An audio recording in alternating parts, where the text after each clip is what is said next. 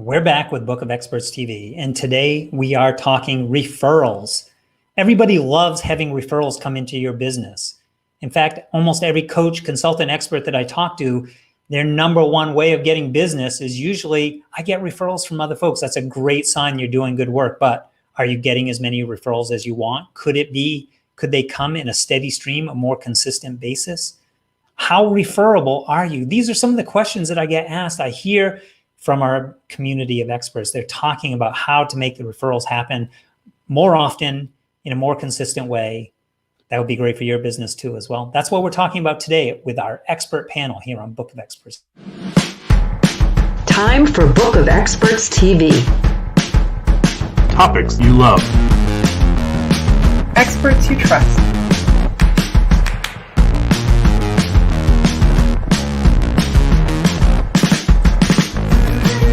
Friction-free referrals. Tried, tested, Trusted. This is Book of Experts, brought to you by salesman.me. All right, so let's bring in our experts. First, I'm going to get everyone on the screen with us here. And let's move some folks around. So first, I'm going to introduce Terillee Harrison. You get the first introduction because honestly, you're up early. It's 4 a.m. in Singapore. Folks, we are all over the map today. We're bringing experts in from all over the world for you to have this kind of conversation. And Terillee, we so appreciate you getting up early, getting your coffee in, and joining us. Terillee is with the Team Referral Network, and I want to hear a little bit more about your story in a moment, about how you ended up in Singapore. We'll go there in just a moment, but I think it's going to play into this bigger discussion of the work that you do and how it can go on. You know, you can build, maintain, and engage these relationships in a virtual atmosphere. Our second guest today is actually going to be Samantha Hartley, joining us from Martha's Vineyard in Massachusetts. So Samantha and I are here in the East Coast time zone, a little bit easier on us as we finish up with our afternoon hours. Samantha is with Enlightened Marketing and is a longtime consultant, has worked at the highest corporate levels with companies like Coca-Cola, and now works with helping entrepreneurs, particularly female entrepreneurs, take their expertise and do, what's the phrasing that you use, Samantha, so that they more joy in their business, I think, right? More profitable and joyful. And enjoying it too. Yep. Yeah. Thanks, Tobin. Love that aspect. And then our third guest today is Kevin Thompson from Tribe for Leaders. Kevin is joining us all the way from Seattle. So like I said, I promised you that we would be all over the map from Singapore all the way through to Seattle, all different time zones. Kevin, we appreciate you. You were on just a week ago. You and Jules came on for the podcast. So I've been so excited to have you guys come on and have this discussion for a number of reasons. One, because of who you are and the work each of you have done. But equally so, this topic of referrals, this is a hot topic in our community. Everybody wants more referrals. Everybody cites referrals as being one of the key ways that they're getting clients now, but they're not getting as many clients as they want. So how can we make this happen more intentionally? How can we create a system for more consistent referrals into our world? What makes us more referable? You see, I have a ton of questions I've been saving up for you guys. Terillee, I'd love to bring it back to you. I do want to hear the story because I'd love to hear more about how you ended up in Singapore and how that impacts the work that you're doing with the referral team. Well, Tobin, thank you so much for having me today. And it's interesting. I've been in Singapore 3.5 years. We came here from Southern California, and we came to Singapore originally for my husband's work. And at the time, I was really networked and very heavily in this greater Los Angeles area. And for me, at the time, I was like, what am I going to do? And I still remotely ran my network from here, but being physically, as you said, physically removed from my network, it really caused me to begin looking around, and I began exploring the virtual networking world. It was 2 years ago last week. So plenty of diving in, learning what needed to happen way before the pandemic. But if I could say, it literally took the pandemic for the people to be more accepting of the virtual networking. It's like they opened their eyes. They had to open their eyes to say, hey, I actually can network on screen. Hey, I actually think this isn't as bad as what I thought it is. So I'm grateful now for the move that caused me to say, what am I going to do? Yeah, that's a really interesting aspect that you got in front of the wave, and 100% right. So many folks are coming into the space, maybe even forced into some new habits because of the shutdown, the pandemic, and everything.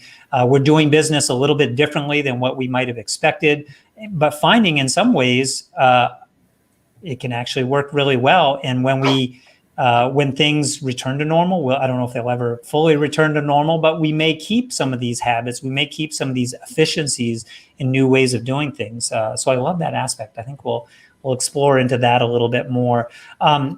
Let's dive into the questions, because by the way, we're already getting comments. People are jumping in and saying, look, I'm excited to hear what you guys have to share today. This is an important topic. This is what folks are wanting to know about out there. I would like to, let's bring Samantha in first, because Samantha, something that you've shared with me, we actually have this in our welcome kit, actually, that we share through Book of Experts, the idea of marketing to creating referrals through your network instead of to your network. Can you lay that out for folks so we can get a good sort of foundation for everyone here?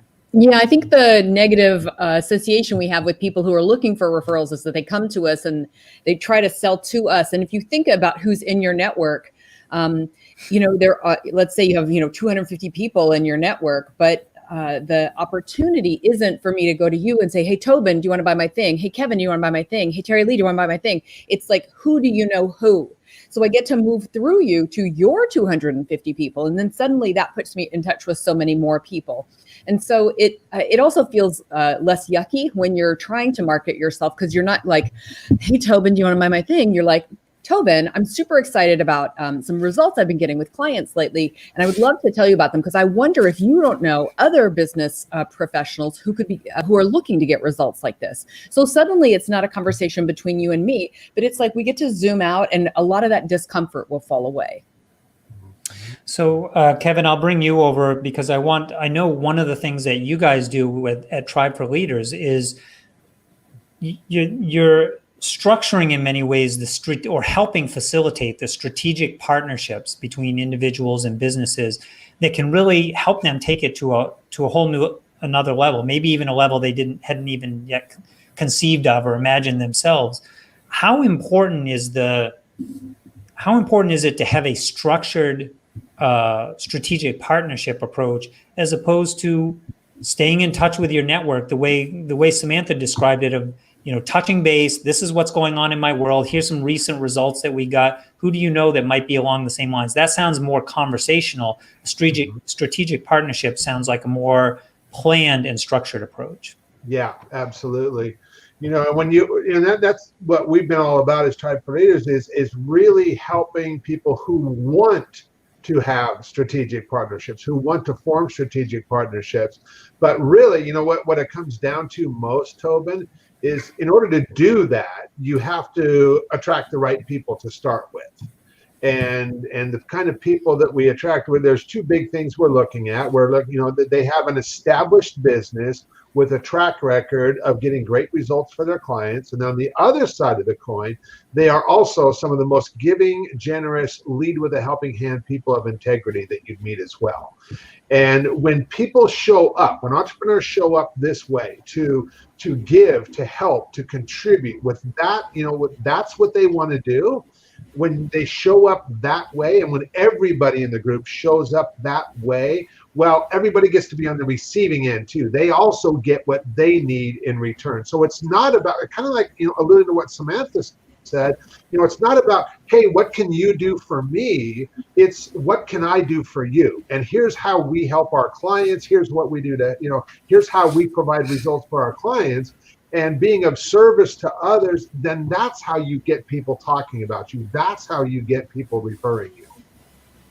So I want to come back to this point in just a minute, because I think this is going to be a red thread that is going to tie everything that we're talking about together, this being willing to pay it forward to help others. But before we do that, I want to share just a little bit of feedback, because you guys, we have a group of folks out there who want to hear from you. They're already excited. Erica said, I'm super excited about doing virtual networking now more than ever. Karen, she actually cited you, Samantha, and helping, ask that question, what makes a good referral for you? Turning the conversation from what we want to what may help the other person as well. Eric also jumped in and said, love that, refer through, not to the folks. We have a few other questions that are coming in, but before, I'll read those while you guys are discussing. Terillee, I'd love to hear your take on this shift, this psychological shift that we're making that Kevin has just raised, which is how do we go from thinking about ourselves to becoming better networkers and better referrers? That's such a great question. The main thing as a great referrer or someone participating in the referral world will be the absolute shift to focusing on what can I do for this person? Who can I introduce this person to? And it is, I have to say, we're human beings. So if I'm on a call with someone or we're on a call with someone, it can be super easy to be like, well, I might not ever get anything out of this. But if you can always be focusing on the introduction you can make, on the ability to be able to provide something for someone, resource, any type of connection, a little goes a long way, and they're going to remember that. And imagine if we all in the world are all about other people. So in the networking world, we're always going to be about other people, always be cognizant of the whys we're all in business, of the importance of just our futures, our businesses, everything hinges on why we're here in this networking meeting. That to call yourself to action, that you want to dig deeper. I want to dig deeper for this person. I think that in those conversations, when we're considering what can I give to them, I think we can always dig deeper. The question is are we going to take the time and are we going to do it? But if we can just remember that, I'm on with Tobin right now, and what does Tobin need? And what is it that I can do? And is there any more? Is there any more I can do to give him? If we all operate from that stance, I think that many more great connections can happen. Is this really a case of the law of reciprocity? So if I'm paying it forward, people are going to remember that. They're going to look for their opportunity, because we all kind of keep score a little bit in our heads. I'm not sure that's always the best way to do it. I'm blanking on his name, but I think it was Adam Grant that wrote the book and talked about the different way people give and receive, and the folks who have a transactional approach they don't always come out ahead, right? But we are a little bit programmed to think in terms of, Terillee has already done me a couple favors, and I really ought to get one back for her as well. I don't think we can help it. Some months ago, there was a gentleman in my network who gave me some amazing introductions, like 4 or 5 of them. And you just can't help but say, oh my gosh, well, how can I help him in return? You can't help it. And you may be on, as you said, if we can't keep an account, then we can't keep an account. Because yes, you may end up on the losing end, but it's powerful. It's powerful. Samantha, I'd love to hear your take. Is this just different groups of people? Are there just some folks that are going to be natural networkers? They're more inclined to give first and be willing to play that long game, and other folks are just not thinking along those lines. And I guess my question is that true? And if it's true, do we build a strategy around that where we're trying to seek out other folks that play this game this way together in more of an alliance?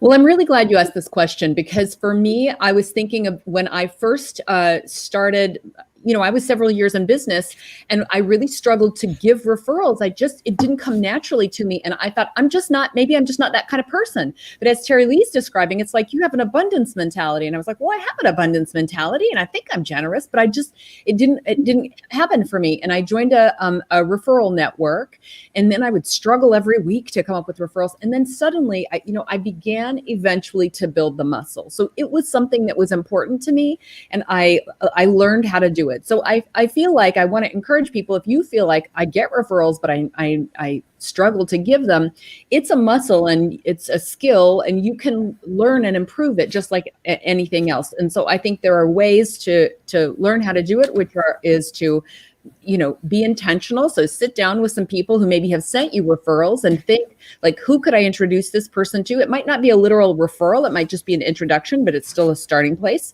And revisit your desire to be a person who gives referrals, because as we've just heard, giving those referrals puts that kind of glow around you. And even just asking the question, what makes a good referral for you, will get somebody who might be kind of like, I might need to know you too. Hey, you asked that question, you know what I mean? They will really put their focus on you. So I'm encouraged to share that there are some people who are just amazing connectors, like Kevin Thompson, just amazing connectors. But they, just because you're not that yet doesn't mean you can't be one too. I love that description of working this process like a muscle, like going to the gym. The more actively you focus on it, the more you do it, the stronger and better you get at it. That's really appealing to me. And it also explains why some folks just maybe out of habit, they haven't developed that muscle of even looking for that, because our brains are like search engines, right? Once we put that search string in there, it's going to go looking for the results. So if we're asking those right questions and getting to know folks. Kevin, I want to shift this to you because I want to ask you, we've so far we've discussed our side of the table in giving referrals, but I think there is also an obligation on the other side of the table, which is, what does it take for someone to become more referable? And I'd love to hear your take on that. Actually, we'll circle with everyone, but Kevin, you're up next. So ideal for somebody, for somebody to be really referable, they need to already have a process in place that successfully gets them clients now. And if they already have a process in place, whether that's they have something to offer, something to give, whether that could be a book, it could be a video, it could be an audio recording, it could be whatever that is, but they already have a process that gets them clients now successfully.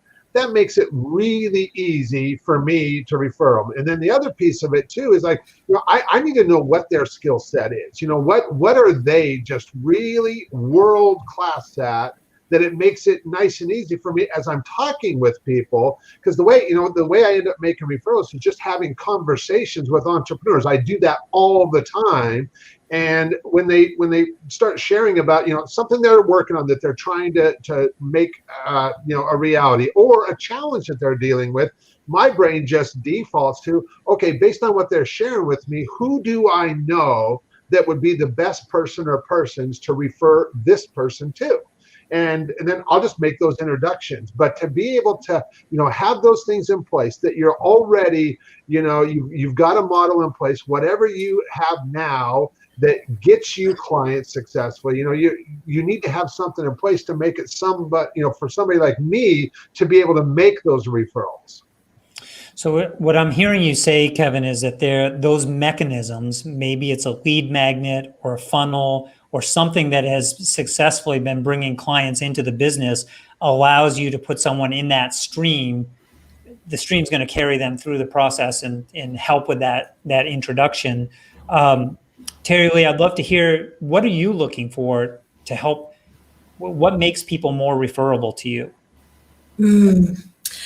Tobin, the big thing for me is I need to be able to understand what people are really looking for.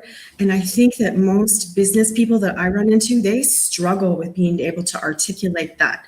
And if you cannot articulate it yourself, you can't expect us to guess, right? We're not going to guess. We're busy people. But if you can lay out, these are my best clients. Like if I say I run a global referral network and I love to work with virtual assistants, business coaches, website designers, digital marketers, I spell it out.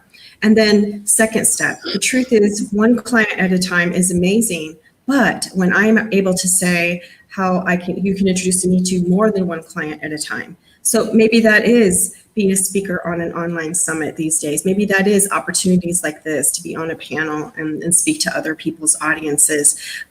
Just upping that ante on not just asking for one client, but asking for more than one. Being able to say, if you wholeheartedly believe it, that you want to meet your competition. I have found, and especially in 2020, that reaching out to my competition, we never know, we might serve similar niches. We might be able to come alongside and help each other in a big way and bring more value to our people.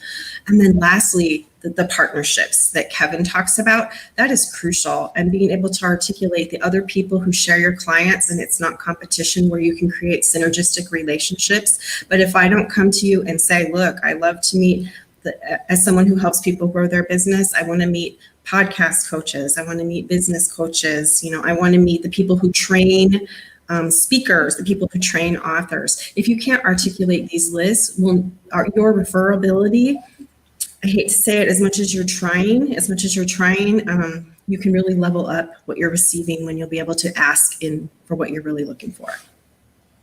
So I love this. Be very specific about who you're looking for and what kind of circumstances or conditions or what, like the more specific you can be about your ask and your request, that really helps people connect the dots.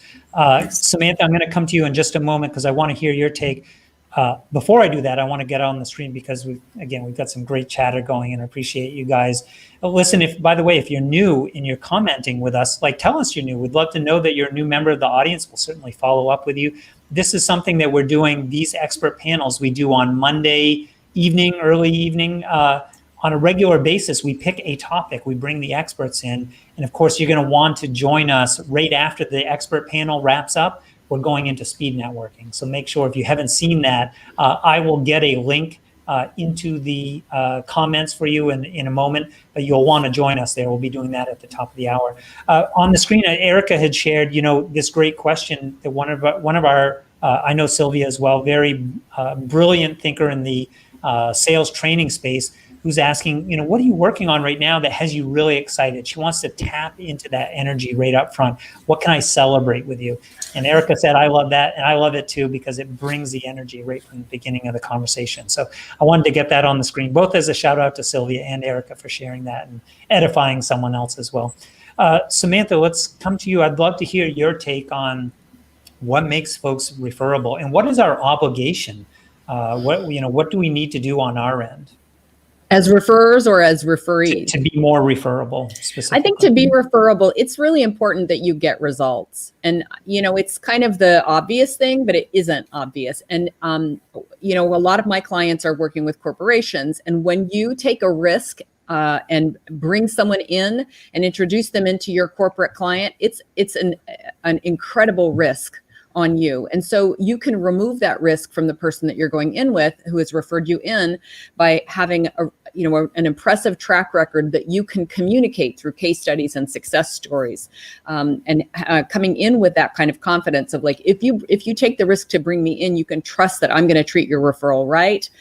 You can clearly communicate how you treat referrals. To me, I always say that it's really important that you convert referrals. If people refer someone to you, you should turn them, the ones that fit for you, into a client. So Kevin was referring to kind of the sales structure, but it's also your ability to enroll clients, because if someone's constantly sending you business and then they never turn into clients that you can, and I like to thank people for referrals with sales commissions. If you're never sending those kind of thank you commissions over to them, then after a while they have to wonder what the heck is going on with all my referrals? They're neither being helped nor am I being thanked for that gesture. So I do think that really being able to enroll clients and then get incredible results for them builds your reputation and makes you incredibly referable. Samantha, I want to stay with you for a moment, just because you brought up this issue, and it is one of the questions that we received. It's not one question. We received a bunch of questions around this topic, which is paid referrals versus good karma. The what, how, and why, and what feels right, and how are these structured in a way, folks that are doing paid referrals, what does that look like? Is it better, worse to have non-paid? I'd love to hear the take from everyone on the panel, because this is a big question that a lot of folks are wondering. Yeah, I like to pay for referrals. And part of the reason that I like to pay for referrals is I don't always know that I'm going to be able to reciprocate. So I don't want to be in extreme debt in that relationship of reciprocity. So it's really important to me to thank my referral partners for sending me business. So it's usually like roughly for private one-on-one clients, it's roughly 10%. If I have a coaching program, it could be as much as 50%. So, that's kind of the range of what we might thank them with. But I've also worked with people who couldn't they couldn't receive any referral fees because they worked for the government or for a financial institution. And so that was kind of like unethical. And so in those cases, I've like thrown a pizza party for their employees, or I've made a donation to someone's favorite charity. So there are many ways to financially thank someone for doing that. And what I want to do is I want to encourage behavior that I want to continue. And so to me, it's a simple way to do that, that I think, listen, this is money that I would have paid a salesperson or I would have spent on marketing, and I'd rather just give it to you. Yeah, so that's very helpful. And Kevin, we'll go to you next. I'd love to hear, Samantha gave us a breakdown anywhere from 10%, maybe as high as 50%. One of the questions related to this topic came in was, and Erica has asked this as well, which is, how do I structure these referral commissions, these finder's fees? I would love to explore a little bit more, like, what's the difference? Like, how do we decide between, that's a wide range. What types of programs are fitting into what structures? I think we can explore this a little bit more in detail for folks. Sure. Yeah, I know in my previous business, I had a training company where we sold a training course as well as ongoing consulting and support that went with that. And that course, it sold for 3 installments of $397. And then after that, like I said, for those that wanted ongoing consulting, then we would continue doing that, and they would invest a monthly fee for that. But like Samantha shared, I did something very similar when I was growing that training company, because I grew it completely through strategic partnerships. And my goal was to always not only give my partner a great experience, but also to give their people a great experience. Because in many times these partners were, putting me virtually in front of their audiences. And some of these audiences could be, anywhere from 50 to, I think the biggest virtual audience I ever got in front of was almost 750. And so when they're putting their trust in me, I want to do right by them. I want to make sure, like I said, give them a great experience and give their people a great experience. Whether those people invest in what we're offering or not, I wanted them going back to my partner and saying, wow, you know what? Thanks so much for introducing me to Kevin. Thanks so much for hosting that training for us, because like I said, I want them to further the relationship with their people as a result of introducing them to me. And so when we would do those trainings, and we would sell our training course as a result of that, I did a 60-40 split with my partner. And then I also gave 10% to whoever referred that partner to me. And so, it made it like, because every time I would talk with a partner, we were getting something going. Well, they were referred to me by somebody. And so I let them know, hey, if you have a great experience, if you can think of anybody else that I should be talking with, I'll do the same exact thing for you. I'll give you 10%. Now, I will tell you what I have found is kind of similar to what Samantha found. It's not the money that causes people to refer us. And I can let you know that, no matter how much money somebody could get compensated for referring, if they feel for 1 second that you're going to damage the relationship with whoever they're referring to you, no amount of money can make up for that. So it's, yes, it's really nice to compensate financially, but understand that that's not their motivation for referring. They want to further the relationship with the person that they're referring to you, or the people they're referring. And that's the most important thing. Yeah, I'm so glad you brought up. I like to talk about this concept of social currency, Kevin, and I think you've really underlined this, which is, if we make a referral to somebody else and we lose face, we're losing social currency in that relationship. So we're always considering that give and take. It's not just the dollar amounts, but it's the value of in fluctuation of value in the relationships that we're building with other people. I just want to, as a quick example, one of the most popular blog posts that I ever wrote on Medium a few years ago, we were talking about giveaway programs, like sweepstakes style programs. And one of the things that we were experimenting with was that you can actually incentivize people to share, essentially refer and invite other people to join the sweepstakes. But if you also made it a gift for the person they were sharing with, so that person got more chances or more opportunities, and they were incentivized to join through you sharing, both sides, it was a win, win, and win, a three-sided win for everyone involved. And I think that holds true on the referral side as well, which is, even when we're making these personal connections, what is the thing that we can potentially provide that gives the receiver of the referral something awesome to have that conversation as well, so they also feel like they're part of this building synergy. So Terillee, I want to come back to you. Can you give us a last thought on the paid versus sort of free structure of referrals and how you see that? I sure can, Tobin, and this completes the whole realm of the spectrum, if you will, just what I'm going to share, because I've been part of referral networking groups, like formal groups now, for 14 years, working with thousands of people. And so for us, there will be those times when people do give a referral fee, but it's just our culture. So this is my group. I'm building my relationships in this group of people, and this is just what we do. And you're happy to do it because they're part of the group. It's part of the synergy in the community. And I will have people say to me, I give 25% if da da da da da. And I almost, after living in this, it's kind of like a bubble, but almost after living in this bubble for so long, I'm like, oh, that's not necessary. Like, I would do it anyway. So it's interesting to hear all these things. I think that we can all have something that we offer, and maybe that is just, I don't know if it's gamification, but even just making it fun. Like we're doing a membership drive with prizes this month in our organization, or we'll have refer somebody, get a month free as an example. There are all kinds of things that we can do, but we can have a combination of these things in our world as referrers, depending on if you're on your own or in a community, how you might benefit the most and how you might choose to give. Yeah, that's a great point, that they may not be doing it because of the money, but that act of appreciation and being called out for the giving is going to incentivize more of that. I want to, just for a couple folks, so we do have some new folks in the audience. I want to give you a quick shout out. So Chelda, we appreciate you joining us as well. Amanda, same thing, another new member of the audience joining us for the first time. And for you guys, I want to make sure that you see, we're going to be speed networking right after this. So make sure you join us. It will not be here, wherever you're watching us. You might be seeing us on Facebook, on LinkedIn, on Periscope, we're on a whole YouTube. We're on a whole bunch of platforms, multi-streaming right now for the expert panel. When we wrap up at the top of the hour, we're going to jump over to Blitzr.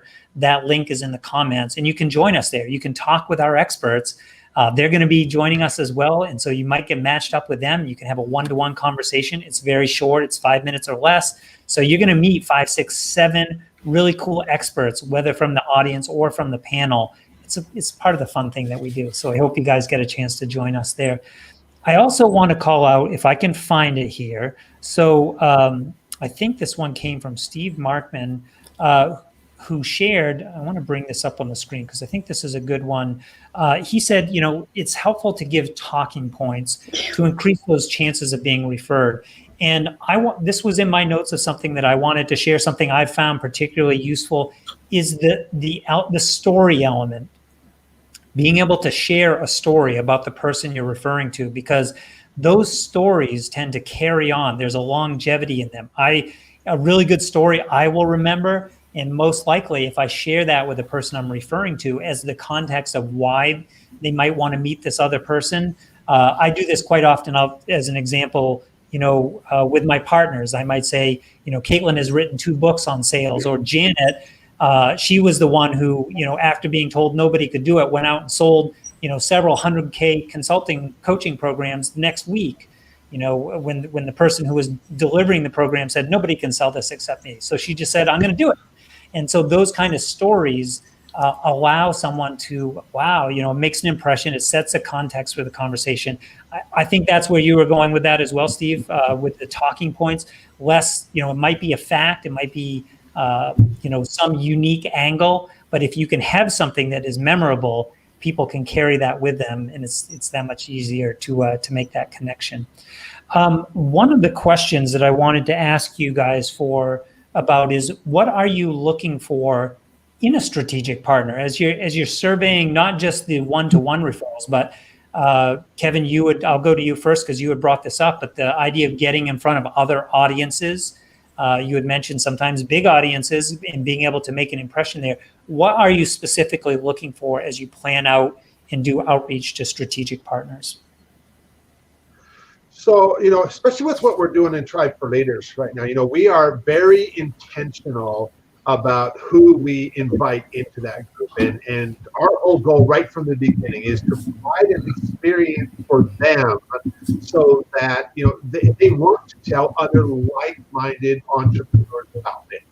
And so, we've been very intentional about creating the experience for them. And that includes inviting the right people, providing the right container, if you will, because it is a container for them to be able to make long-term connections that will help grow their business, help add revenue to their business. But coming from the standpoint of, like I mentioned earlier, that everyone comes with the intention to contribute first, knowing that they're going to get everything that they need in return. And when you give people an experience, and the same thing in the training business, I gave my partners an experience. I also gave the people that came on board an experience, because I wanted them, and we even talked about this, the ongoing coaching that we offered. Hey, if you're getting great results with what we're teaching you here, let the person that referred you, let them know about that. Let them know about the great results that we're getting, because that's the experience that gets people talking, and it's the experience that people remember. That's what they're going to just kind of be able to go and then share their own story. I mean, we think about, when we've gone to a great restaurant, or when we've hired somebody that we just like, wow, they over-delivered for us. Well, when you're talking with other people who can then benefit from that, you're just going to be able to share your own experience with that. And that's what's really going to sell a referral. So I think that really emphasized this idea of social proof, like sharing your success stories with your network of strategic partners so they know more, and they'll look out for other opportunities that fit that, exactly the story. Like, oh, I have a friend that's in the same boat, in the same situation. Samantha, I'd love to hear, actually, I think I want to shift the question, not just strategic partners or just social proof, but what is working for you? Like, how do you make the referrals happen on a more consistent basis? Because I think that's at the root of a lot of the questions that came in this week. Yep, I believe it. Well, one thing I just did want to answer about who are good strategic partners, because Terillee referred to this. Very early in my career, I was always freaked out about competition. Like, I would meet people and I would think, oh no, well, they do just what I do, and so this contact is no longer valuable. And then I was quickly realized that it was important to me to know people who did very much what I do, so I would have a place to refer business that wasn't a fit for me. Not always terrible clients, but something that was just like either it was too close to a client I was already working with, so kind of conflicting industry. But it is super important for you to know and create relationships with people that you trust, who do what you do, so you can refer business to them. And there's going to be a time when you're going to have so much business coming in, you're really going to want to have, a place that you trust to take over that spillover business. So that's the first thing I would say. And then getting consistent referrals is really a matter of staying top of mind with the people who can refer to you. So cultivating those relationships and then nurturing them. And what you want to nurture them with is consistent communication about your results, things that are important to them. So results that you've gotten for someone else, successes in your business, who you've been enrolling lately, any evolution. Like a lot of us, the longer we're in business, the more we may stop working with that kind of client or begin to specialize in working on this kind of a challenge or problem. And so constantly kind of keeping your network updated about that is really important. And then, for that inner circle of referral partners, doing that in person, I think is really important. So you anticipated my next question. I wanted to stay with you for a moment, Samantha. So a lot of times we have folks that manage a list. So you might have an email list or a community, and that's one way to bring the message out to a lot of people. You mentioned in person, a challenge these days, but how are you working with your inner circle? We refer to it as your referral circle at Book of Experts. What does that look like for that core group of folks that have maybe already sent you referrals, or you're actively working that in a more direct way? Well, it used to be, let's get together. Hey, I'm in town where you are. Let's get together while I'm here. Or I'm going to be in, your part of the world here. Like maybe we can kind of drive and all get together or something like that. And obviously nowadays we can do things by, Zoom. But taking the time to say, hey, you've been sending me a lot of referrals lately, and I'm really excited by who you've sent over. Let me share how things are going with a few of them, the non-confidential information that we can share.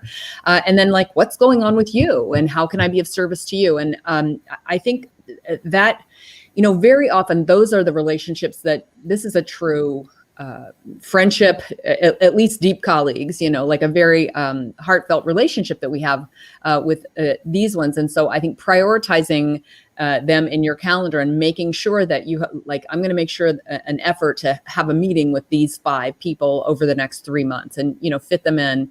I think handwritten cards and small gifts and things like that are never not a good idea. Anything that's high touch for that inner circle.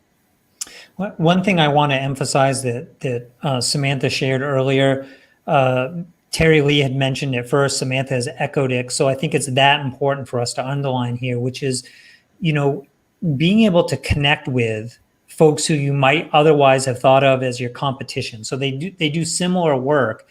That passing of the referral is not just you're handing off the bad clients, the ones who are going to be a pain in. I mean, how would we feel if that's what the referrals, we're getting the problem cases, right? That doesn't feel good for anyone.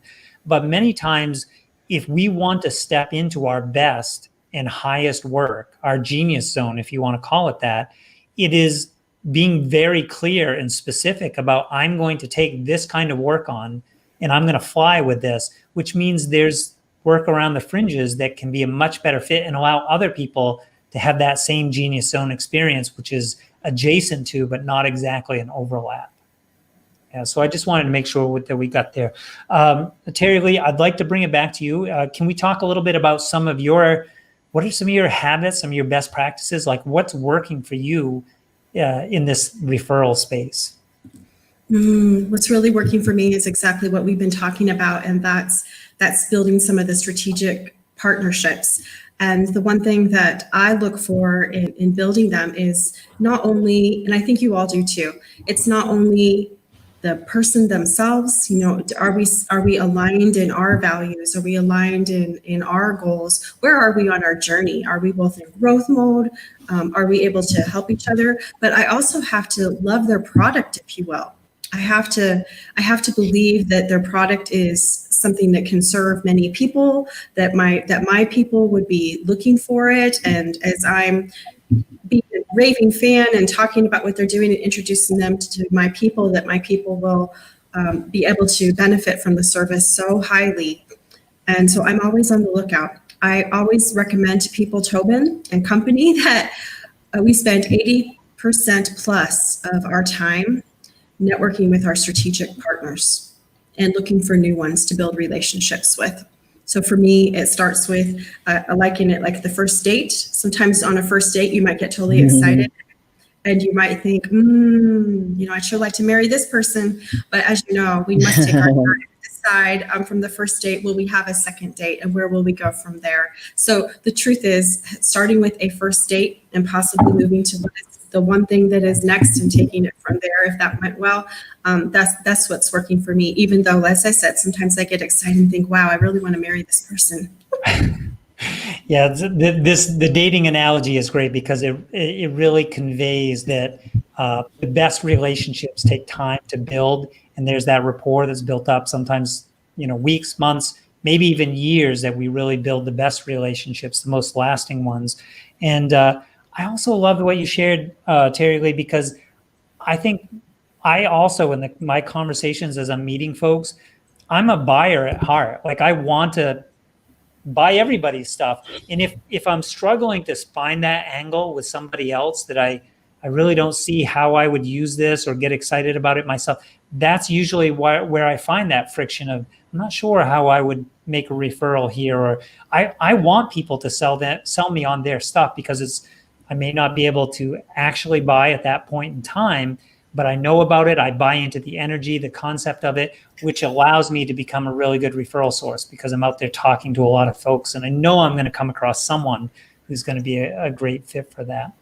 I want to do a quick round with everyone, just folks, so coming up in just a moment, we're going to do the expert panel picks of the week. This is sort of how we wrap up the show. We'll do around the table with each expert talking about a pick that they're loving, maybe a book, maybe an app, or just something that they're really loving and enjoying these days. It's not exactly on the topic of referrals, but it's been something that we do with all our experts, and we get the best recommendations and suggestions. So you don't want to miss that. We'll do that in just a moment. I do want to do a wrap up. Any last closing thoughts on this topic of how to boost your business by getting more referrals in a more consistent way?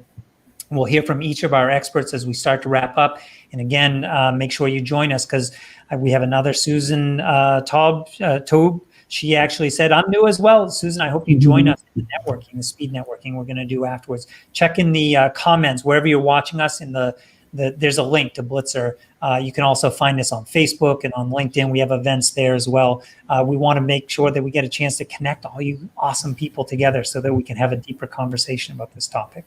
So, Terillee, I have you up on the screen. Any last thoughts that you'd like to share about this being a professional networker and making referrals rain? Tobin, there are many people that say, this referral thing doesn't work for me. And I would just ask you to look in the mirror and honestly ask yourself, how have I been showing up? Have I been all about others? The tips that we were providing and the things that we were sharing, ask yourself, how have I been seeking out strategic partnerships? What have I been doing to, have I been playing full out? And if you haven't, I want to invite yourself to change how you're showing up, change how you're responding to other people, how you're giving, how you're coming together with other people. I think that you'll find that you can increase your referability. Love that. And Kevin, how about your closing thoughts? Yeah, getting referrals, it all comes down to relationships, and if we look at financial currency or relationship currency is the most valuable currency that we can have. And the way we have more valuable relationships with people is just having conversations with them, finding out what they're working on, what their challenges are, what their problems that they're dealing with, and just listening as they talk. In most networking situations, so many people are busy talking and nobody's listening to anybody. But when we listen and we are genuinely interested in what people are sharing with us and we're genuinely looking for ways we can help them, I'll tell you what, that goes so far. Love it. And we're getting great response from the audience. Erica said, boom, have I been playing full out? Like that it's a great question, and it really challenges us to take things to a whole new level. Samantha, I'd love to hear your thoughts. Let's go practical. So make it easy for people to refer to you with doing three things. You're going to say, a good referral for me is that profession who is struggling with the number one problem you solve and wants to have this outcome. And so if you can say that concisely, a good referral for me is a consultant who's working as hard as she can already work, but wants to double her business without wearing herself out. That's short, concise.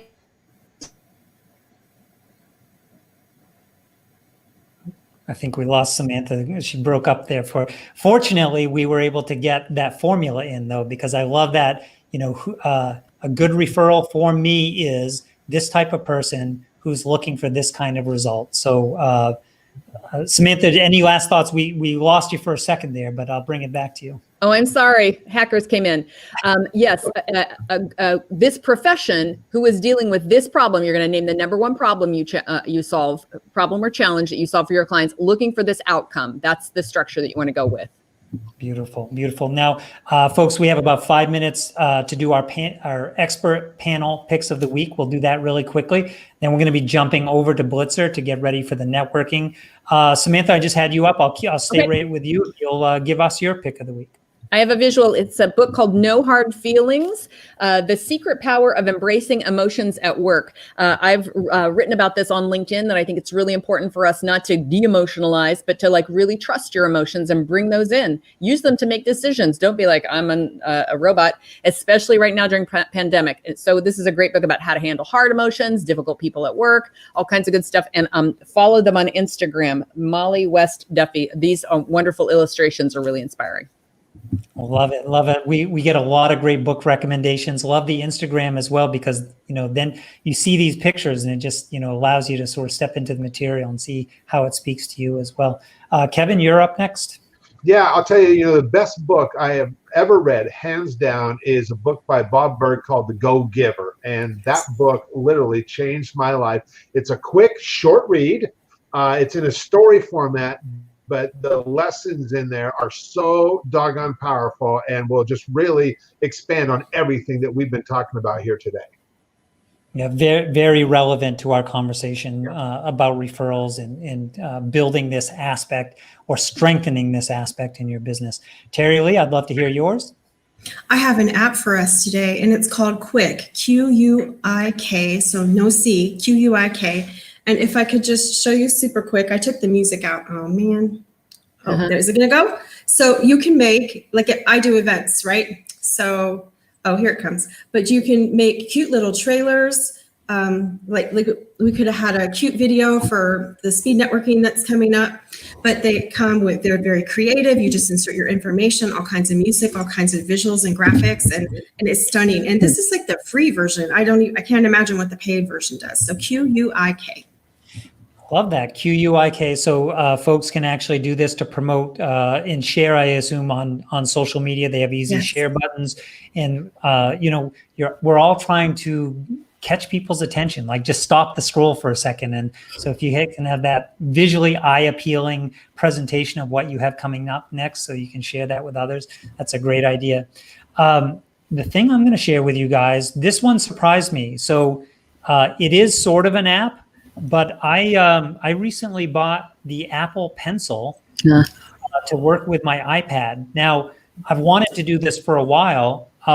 Mostly, my thought was I'm going to use the iPad to do some some digital whiteboarding with clients and be able to sort of draw and think and walk away from my office and do some of that. Here's what surprised me about the Apple Pencil. I did not realize that you could, for example, write out a whole page of handwritten text and then turn it into typewritten text. So this was really useful for me to be some of the journaling where I really wanted that visceral feel of the handwriting and getting it out. I just didn't know that you could convert it, that the apps are that good. And they're I would say 99.9% accurate. Very seldom does it ever get one. It's not like voice recognition where it's getting, every 10th word wrong. This has been perfect. Wow. I'm even using my daily planner I bought on Etsy, a digital daily planner with all the same fields that you're used to seeing in a notebook form. And I'm actually using this iPad is now taking over. I've been carrying around these kind of moleskin notebooks for years and usually have 2 or 3 going at any one time because I have my planning, I have my outreach and networking notes of when I'm connecting with folks. And also I usually have a black one just going for ideas, ideas that are percolating in my head. I have to get them out. It's all going into the iPad. I'm using specifically the Notability app, but there's a bunch of apps that do this. So I was surprised. I didn't know I would use it this much. It's replacing all my paperwork, and I didn't I didn't think I would ever go 100% paperless, but it could happen. So, Wow. yeah, Back it up. that's right. Make sure I get it saved. It saves automatically to the cloud, so it's got that piece. Yeah, I held off for a long time on doing the iPad and the pencil. I just didn't know if I would use it in my workflow. It's completely changed how I'm doing things. So in a positive way, folks. Those are our expert panel picks of the week. These are your experts.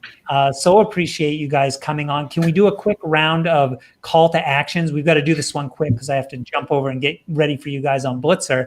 But I want to make sure anyone out there that's heard the panel today and would like to follow up with you guys, yes, you can see the URLs on the screen. That would be one way to do it. But Samantha, very quickly, anything else that folks should know to enter your world? Sure. Come friend me on LinkedIn. Connect with me on LinkedIn. I'm over there. Start a real conversation. Love it. Yeah. Kevin, how about you? Yeah, same thing. I'm a lot more active on Facebook than LinkedIn, but yeah, I'm happy to connect with people there. And Terillee, how would you like folks to enter your world? LinkedIn is my jam, everybody. So please connect with me there. Say that you saw me here, and I'd love to chat. Perfect. So, folks, we're going to jump into the networking. Make sure you join us. The link is down below in the comments. It is at Blitzr. That's the platform that we'll be using. You will get a chance to meet 5, 6, 7. We don't know exactly how many. Depends on how big our group is. But you're going to meet a bunch of other experts. You're going to chat with them for 5 minutes. Get a chance to decide, do we want to continue the conversation? It's a great way to mix and meet both our experts who are here on the panel and some of the experts that are in the audience as well. Thanks, everyone. We'll see you in a moment.